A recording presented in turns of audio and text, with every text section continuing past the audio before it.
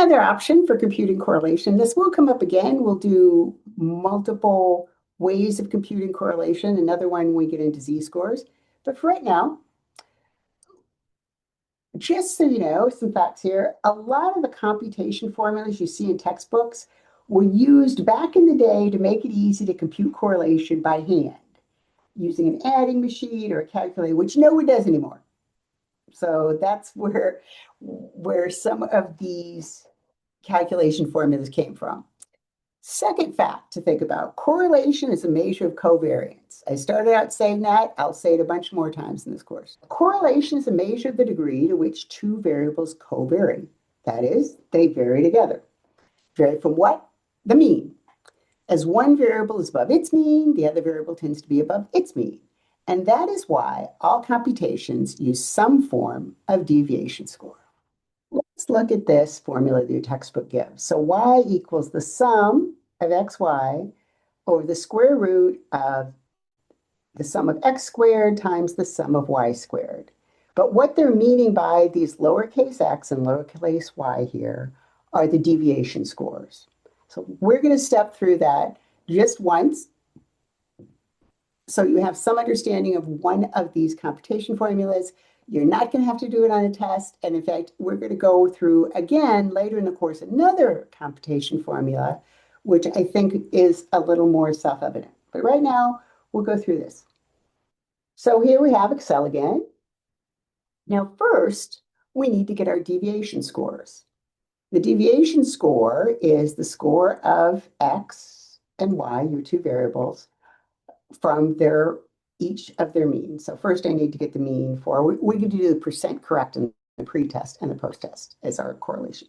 So equals average. And I could drag down, you could drag down for correlation as well, but if you have a lot, sometimes it doesn't make sense. All right, A2 to A82, right? So the average is 47 for the post-test equals average, open parenthesis B2, colon, B82, and the average, so I've got the average for the pre-test, 47, the average for the post-test, 55. For each of these scores, I need to get a deviation score, which is the percent correct minus the mean percent correct. So it's equal this value minus 47, right? And then I'm just going to click on here on this little box and pull all the way down.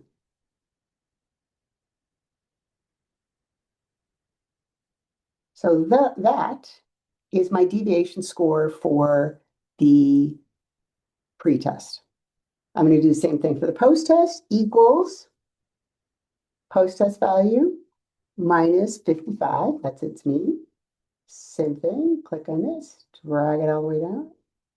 So now I have my deviation scores. The product of the deviation score equals x, the first deviation score, so x times y. All right, so now I have the product of those deviation scores.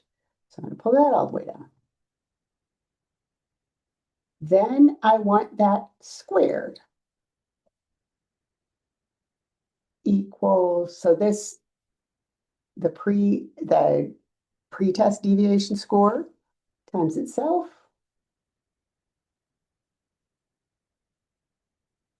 And the rationale here is that if these things covary similarly, multiplying x and y should be close to the same as multiplying x by itself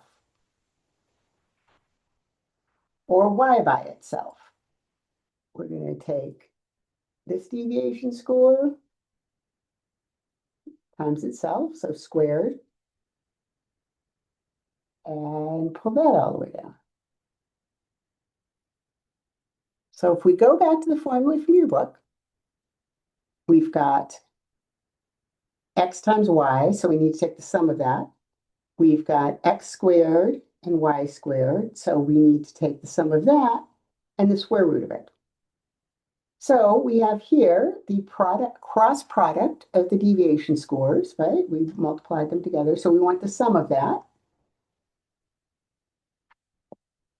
We equals sum H2 colon H82. You probably figured out that the colon means from this cell, the first one, to this cell. So we've got our sum of the cross products. That's at first the numerator. We can just drag this across. We've got the sum of the cross products. We've got the sum of the pre-test deviation scores squared. We've got the sum of the post-test deviation scores squared.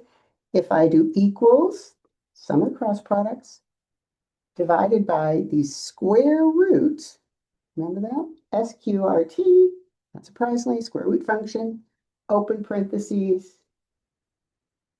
the sum of the pretest squared deviations times the sum of the post-test squared deviations.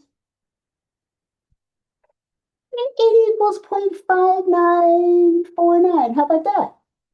So that gives us 0.5949. And guess what? That comes out within 0.005 of the correlation we got when we just did the equals CORREO.